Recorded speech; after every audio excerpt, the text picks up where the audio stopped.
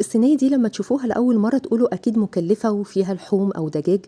هي من غير لحوم ولا دجاج، واقتصادية وسهلة جدا، بس فيها كام تركاية كده واحنا بنسوي الخضار علشان يكون طعمه حلو، مش مجرد خضار مرصوص فوق بعضه وخلاص. كل ده هنعرفه واحنا بنحضرها. هنحضر كمان جنبها رز بلسان العصفور، مفلفل وبيلمع وطعمه حلو.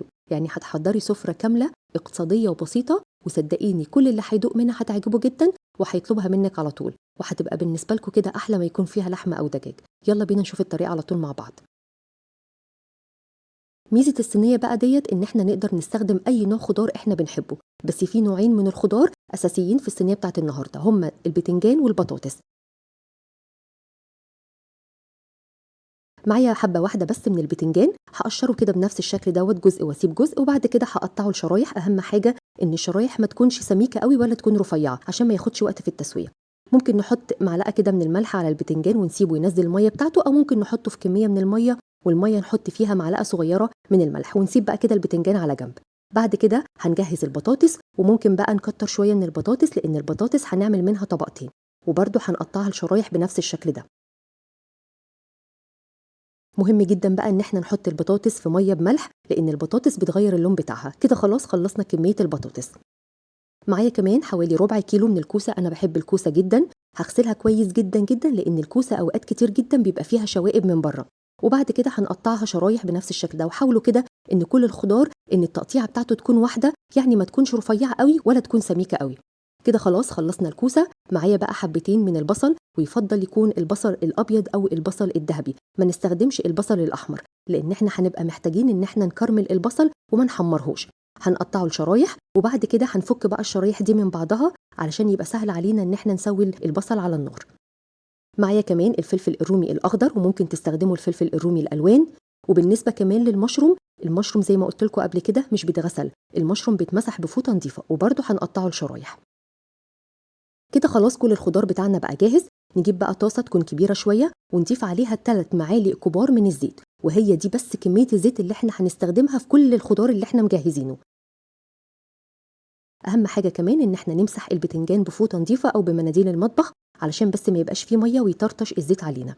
هنسيب بقى كده البتنجان ياخد لون ذهبي فاتح جدا جدا علشان ما ينشفش مننا، وعلى طول نطلعه على مصفى او على شبكه. يفضل ان احنا ما نحطوش على مناديل علشان المناديل ممكن يكون فيها كميه من الزيت.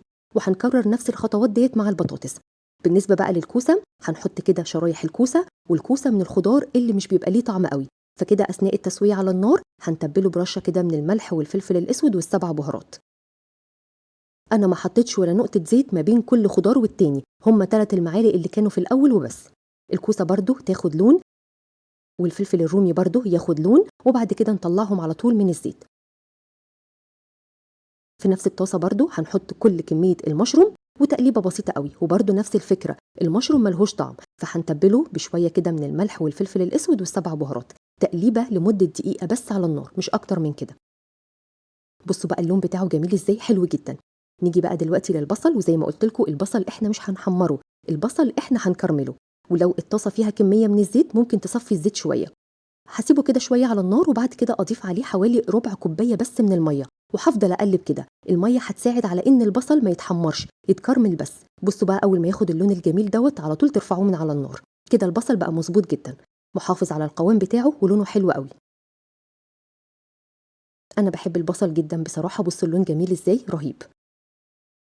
كده خلاص كل الخضار بتاعنا استوى وبقى جاهز. في نفس الطاسه هحط معلقه واحده بس من الزيت، وهضيف معلقه واحده كبيره من الثوم المفروم، وهسيب كده الثوم على النار لحد ما ياخد لون ذهبي بنفس الشكل ده. في المرحله دي هضيف 3 معالق كبار من معجون الطماطم او صلصه الطماطم الجاهزه، واديها تقليبه واحده. هتبل بقى بمعلقه صغيره من الملح والفلفل الاسود والكمون والسبع بهارات. هضيف كمان مكعب واحد من المرقه ورشه بسيطه جدا جدا من السكر. قلبت كده تقليبه البهارات مع الصلصه، وبعد كده هضيف كوبايتين كبار من عصير الطماطم الفريش، وهضيف كمان معلقه كبيره من الخل، ويفضل تكون معلقه كبيره علشان تظهر كده الطعم بتاع الصلصه. هسيبها كده تتسبك دقيقه، واخر حاجه هضيفها هي قرن واحد من الفلفل الحامي. كنت حابه جدا ان الصينيه ديت تكون سبايسي. خلاص هسيبها لمده دقيقتين كمان، وبكده هتكون اتسبكت وكويسه جدا. خلاص كل حاجه بقت جاهزه. نجيب الصينيه بتاعتنا، واول حاجه نضيفها هي طبقه كده من البطاطس، لان البطاطس هتستحمل كل الخضار اللي احنا هنضيفه بعد كده. وبعد كده حطيت طبقة من البتنجان، وهفصل بقى الخضار عن بعضه بالمشروم وهوزعه كويس جدا، وهضيف كمان شوية من البصل اللي احنا مكرملينه. انا ما كنتش حابة ان الخضار كله يلزق في بعضه، فطبعا البصل او المشروم هيعمل كده فاصل ما بين الخضار. وبعد كده هضيف معلقتين كبار من الصلصة واوزعها كويس جدا.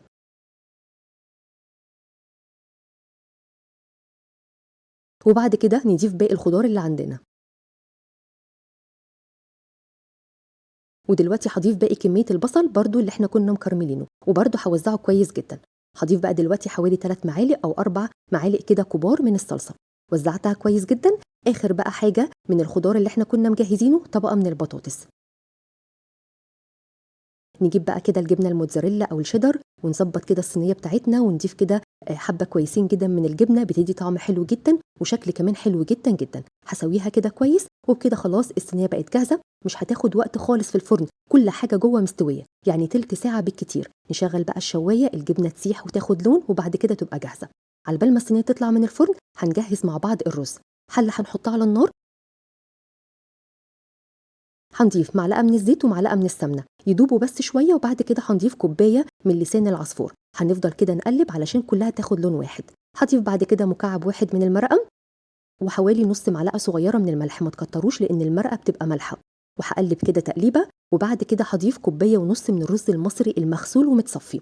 وأهم حاجة بقى نقلب كويس جدا جدا علشان الرز كده يتغلف بالمادة الدهنية، وعلشان يطلع معانا مفلفل وبيلمع وحلو قوي. بعد كده هضيف كوبايه ونص من الميه، ميه فتره من الحنفيه عادي جدا، مش سخنه ولا اي حاجه. تقليبه واحده، واغطي بقى الحله بتاعتي، واسيب الرز على درجه حراره متوسطه يتشرب، وبعد كده اهدي النار لحد ما يستوي تماما. هيطلع معاكي مفلفل وريحته حلوه وطعمه حلو جدا جدا، وكل رزايه كده بعيد عن بعضها وطعمه حلو قوي. بصوا مظبوط ازاي، جميل جدا. نحط بقى كده الرز في طبق التقديم، وزينته كمان بالشكل دوت عشان يبقى شكله حلو بيفتح النفس. الصينيه كمان بقت جاهزه، بصوا شكلها عامل ازاي. طبعا مش قادره اقول لكم الريحه بتاعتها خطيره حلوه جدا جدا. نبتدي بقى دلوقتي نقدمها في الاطباق بتاعتنا، وتشوفوها من جوه عامله ازاي، خطيره حقيقي رهيبه، وطعمها حلو جدا جدا. يعني بجد لما تشوفوها كده من بره ما تصدقوش ابدا ان هي ساده من غير لحوم ولا دجاج. وبس كده وصفه النهارده خلصت. اتمنى ان الوصفه تكون سهله وبسيطه عليكي. جربيها وقولي لي رايك فيها ايه. باي باي.